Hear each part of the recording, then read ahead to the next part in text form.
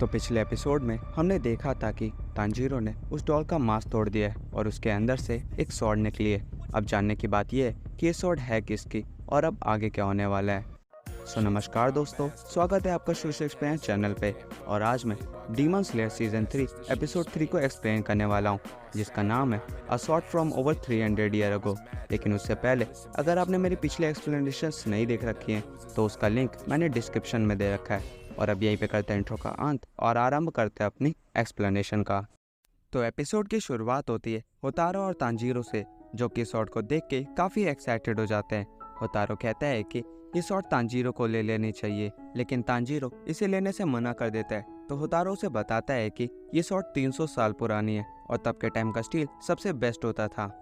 और ऐसे ही थोड़ी देर बहस करने के बाद वो लोग उस स्वॉर्ड को ओपन करने का सोचते हैं, और जब वो उसे ओपन करते हैं तो उस स्वॉर्ड में जंग लगा होता है, जिसे देखकर तांजीरो रोने लगता है और बोलता है कि कोई बात नहीं। तभी उन्हें पीछे जंगल से कोई बड़ा आदमी आता हुआ दिखता है और हमें पता चलता है कि ये और कोई नहीं बल्कि हागा नेस्का है। और यहाँ आते ही वो तांजीरो और होतारो से ये स्वॉर्ड छीनने लगता है और कहता है कि ये स्वॉर्ड वो उसे दे दे, लेकिन तांजीरो उसे ये तलवार देने से मना कर देता है और कहता है कि ये होतारो की स्वॉर्ड है। जिसके बाद वो लोग इस तलवार के लिए लड़ना शुरू कर देते हैं, पर हागा नेस्का उन्हें कुछ देर बाद दूर फेंक देता है।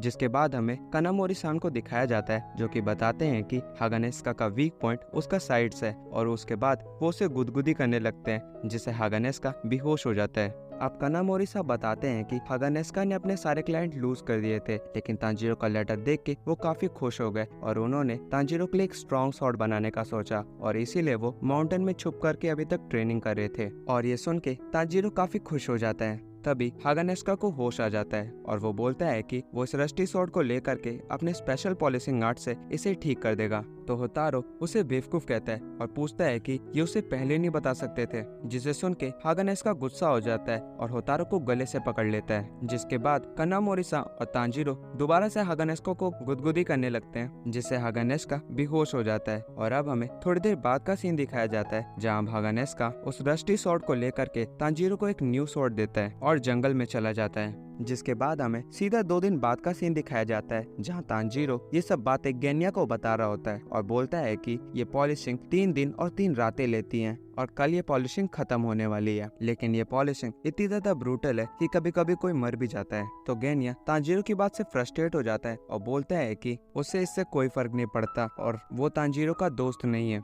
जिसे सुन के तांजीरो हैरान हो जाता है और पूछता है कि वो लोग अभी तक फ्रेंड नहीं है। तो गेन्या उसे बताता है कि तांजीरो ने टेस्ट के दौरान उसका हाथ तोड़ दिया था, जिस पे तांजीरो सफाई देते हुए कहता है कि उसने ऐसा इसलिए किया था क्योंकि उस वक्त वो एक लड़की को छेड़ रहा था। और अब वो गेन्या को एक कुकी पास करता है, लेकिन गेन्या वो कुकी तोड़ देता है। तभी तांजीरो का ध्यान गेन्या के दांत पर जाता है, जो कि पूरे तरीके से ठीक थे, और उसे याद आता है कि गेन्या ने तो अपना एक दांत हॉट स्प्रिंग में लूज कर दिया था। और इसके बारे में वो गेन्या से पूछता है, जिसे सुनकर गेन्या शांत हो जाता है और पूछता है कि क्या तांजीरो ने सब कुछ देख लिया। तो तांजीरो उसे वही वाला दांत दिखाता है और बोलता है कि वो इसे अपनी जेब में लेके घूम रहा था। तो गेन्या ये देख के तांजीरो को क्रीपी कहता है और अपने कमरे से लात मार के बाहर निकाल देता है। अब यहाँ तांजीरो अपनी बहन नेजुको के बाल बनाते हुए सोच रहा होता है कि गेन्या हमेशा इतना गुस्सा क्यों रहता है, क्या वो भूखा है, और वो उसे ब्रेकफास्ट पे इनवाइट करने का सोचता है और बोलता है कि वो बस गेन्या को अपना दोस्त बनाना चाहता है। अब वो नेजुको के बाल बांध के खत्म करता है और वो दोनों चांद की तरफ देखने लगते हैं। तभी हमें एक बंदे को दिखाया जाता है जो कि हॉट स्प्रिंग लेके नीचे आ रहा होता है। तभी उसे एक वास दिखता है और जब वो उसके पास पहुंचता है तो वो वास उसे कंज्यूम कर लेता है और थोड़ी देर बाद वो उसे बाहर फेंक देता है। और हम देखते हैं कि वो इंसान पूरा क्रैम्बल्ड होता है और अब उस वास से ग्योको बाहर निकलता है और बताता है कि स्वॉर्ड्समैन का ब्लड उसके लिए अच्छा नहीं है। और अब वो इस प्लेस को डिस्ट्रॉय करने का सोचता है और बोलता है कि अगर उसने इस प्लेस को डिस्ट्रॉय कर दिया तो डीमन स्लेयर बिना अपने स्वॉर्ड के कुछ भी नहीं कर पाएंगे। और यहाँ दूसरी तरफ हमें हानतेंगु को दिखाया जाता है, जो कि तांजीरो की छत की रूफ पे चढ़ के बैठा हुआ होता है और बोलता है कि ग्योको की मदद से उन्होंने इस विलेज को तो ढूंढ लिया, लेकिन उन्हें जल्दी से जल्दी यहाँ पे सबको खत्म करना होगा क्योंकि उसके मास्टर लॉर्ड मुजांग गुस्सा है। जिसके बाद सीन कट होता है और हमें गेन्या को दिखाया जाता है, जो कि यहाँ पे एक घर में आया हुआ होता है, जहाँ पे वो एक ओल्ड मैन को आवाज लगाता है, पर घर के अंदर उसे कोई नहीं मिलता। उसे टेबल पे एक स्वॉर्ड रखी हुई दिखती है और उसे उठाकर वो अपने भाई को याद करने लगता है। अब सीन चेंज होता है और हमें मोइचिरो को दिखाया जाता है जो कि तांजीरो के नाक पे पिंच करके उसे उठाता है। तो तांजीरो पूछता है कि उसने उसे ऐसे पिंच क्यों किया। तो मोइचिरो उससे पूछता है कि क्या उसकी नोज काम करना बंद कर चुकी है, जिसे सुन के तांजीरो कहता है कि अगर कोई एनिमी होता तो वो उसे जरूर सेंस कर लेता। और अब वो कानामोरी-सा के बारे में बताने लगता है कि वो हागानेस्का के साथ है। तो मोइचिरो बताता है कि कानामोरी-सा उसके नए स्वॉर्ड्समिथ है और अब वो हागानेस्का के बारे में पूछता है। तो तांजीरो बोलता है कि मुझे भी नहीं पता, क्यों ना हम दोनों साथ में ढूंढने चलें। जिस पे मोइचिरो बोलता है कि तांजीरो सबकी इतनी केयर क्यों करता है, क्या वो खुद के लिए कुछ भी नहीं करना चाहता।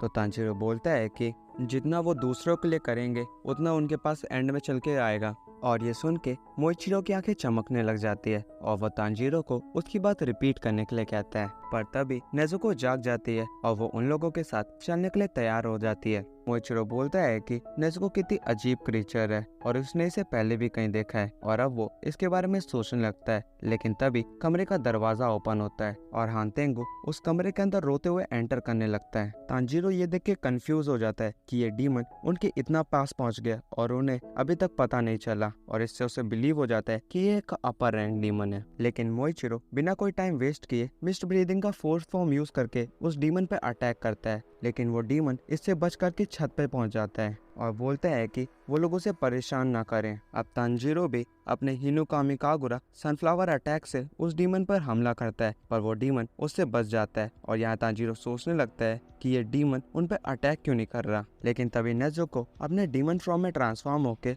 जोर से हानतेंगो को किक करती है, पर तांजीरो नेजुको को फुल ट्रांसफॉर्म होने से मना कर देता है, वरना वो आउट ऑफ कंट्रोल हो जाएगी। और अब मोइचिरो तेजी से जा करके उस डीमन का सर काट देता है, पर तांजीरो को याद आता है कि अपर एंड डीमन का सर काटने के बाद भी वो जिंदा रहते हैं और वो मोइचिरो को सावधान रहने के लिए कहता है। अब हम देखते हैं कि उस डीमन के सर से पूरी एक नई बॉडी बन जाती है और जो उसकी बॉडी होती है उसमें से एक नया सर पैदा हो जाता है, जिससे ये दो डीमन में कन्वर्ट हो जाते हैं। तो तांजीरो और मोइचिरो एक एक डीमन को मारने के लिए आगे बढ़ने लगते हैं। लेकिन मोइचिरो के पहुंचने से पहले ये डीमन उस पे पंखे से हवा करता है, जिससे इतनी विंड फोर्स जनरेट होती है कि मोइचिरो घर तोड़ के कहीं दूर जाके गिरता है और तांजीरो भी उड़ने ही वाला होता है, पर नेजुको उसे बचा लेती है। अब जो ये डीमन थे उनमें से एक का नाम सेकिडो और एक का नाम कराको था। जो सेकिडो है वो खाली गुस्सा करता रहता है और जो कराको है वो हमेशा खुश रहता है। अब मोइचिरो को उड़ता हुआ देख के कराको काफी खुश हो जाता है, लेकिन यहाँ पे सेकिडो अभी भी गुस्सा ही रहता है। अब तांजीरो सोचता है कि उन्हें दोबारा से दो डीमंस के सर काटने होंगे, लेकिन तभी सेकिडो अपने डंडे को जमीन पे हिट करता है, जिससे लाइटनिंग पैदा होने लगती है और ये लाइटनिंग तांजीरो को हिट कर जाती है, जिससे वो अपनी कॉन्शियसनेस लूज ही करने वाला होता है। लेकिन तभी उसे छत के रूफ पे गेन्या खड़ा दिखता है, जिसने अपने हाथ में एक गन ले रखी थी और उसकी एमो नेचुरल स्वॉर्ड से बनी हुई थी। अब वो इससे उन दोनों डीमंस पे फायर करता है। इससे सेकिडो की गर्दन अलग हो जाती है, पर कराको को इससे कोई फर्क नहीं पड़ता, बल्कि वो इस नए वेपन को देख के काफी खुश होता है। अब गेन्या कराको का सर काटने के लिए नीचे आता है और उसका सर काट देता है, लेकिन तांजीरो उसे ऐसा करने से रोकता है और बोलता है कि वो जितना इन डीमंस को काटेगा वो और नए डीमन में बनते जाएंगे और जितने वो नए डीमन बनेंगे वो और भी ज्यादा पावरफुल होंगे। उन्हें उन डीमंस का वीक स्पॉट ढूंढना होगा। अब हमें डीमंस को दिखाया जाता है जो कि अपनी बॉडी को अब काफी तेज हील कर रहे होते हैं और अब ये डीमन 4 में बढ़ चुके होते हैं, जिसमें से एक डीमन तांजीरो को वहां से उड़ा के ले जाने लगता है। और तांजीरो सोचता है कि इन सभी डीमंस के पास अलग पावर है, जैसे कि ये वाला डीमन उड़ सकता है। और अब वो गेन्या को देखता है जिसमें एत्सु ने अपना वेपन आर पार कर दिया होता है, जिसे देख के वो नेजुको को गेन्या की हेल्प करने के लिए कहता है। और यहाँ ओरोगी काफी दिनों बाद अलग होके बहुत खुश होता है और बोलता है कि तांजीरो को खुद की चिंता करनी चाहिए, न कि दूसरों की।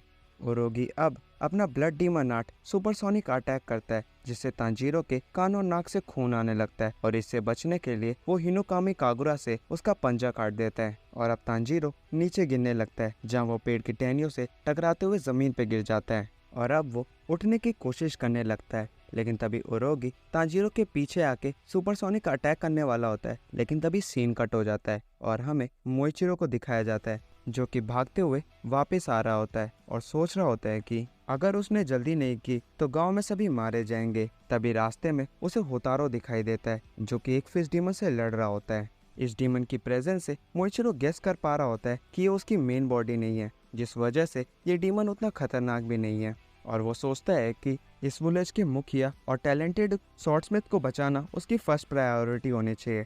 लेकिन तभी उसे तांजीरो की बात याद आती है कि अगर वो दूसरों की हेल्प करेगा तो उसकी हेल्प खुद ब खुद हो जाएगी।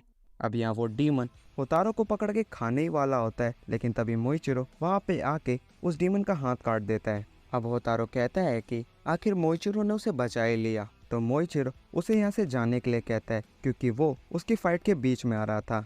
और यहीं पे एपिसोड का एंड हो जाता है। और अगर आपको मेरी एक्सप्लेनेशन पसंद आई हो तो प्लीज़ इस वीडियो को लाइक करें और चैनल को सब्सक्राइब करें। और अगर आपको कोई भी पार्ट एंटरटेनिंग लगा हो तो प्लीज़ उसे कमेंट में लिखें।